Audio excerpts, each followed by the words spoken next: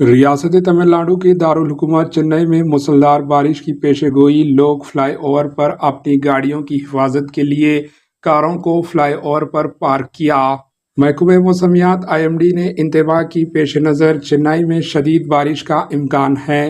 वेलाचेरी के आसपास के लोग अपनी कारें, फोर व्हीलर गाड़ियों को फ्लाईओवर के ऊपर पार्क कर दी, जिसके बायस ट्रैफिक पुलिस खड़ी गाड़ियों को, कारों को चालानात कर रही है।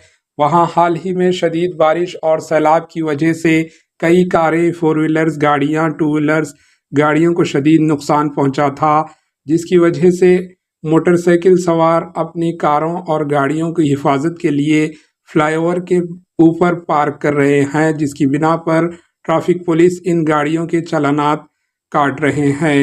Bureau report, AH news.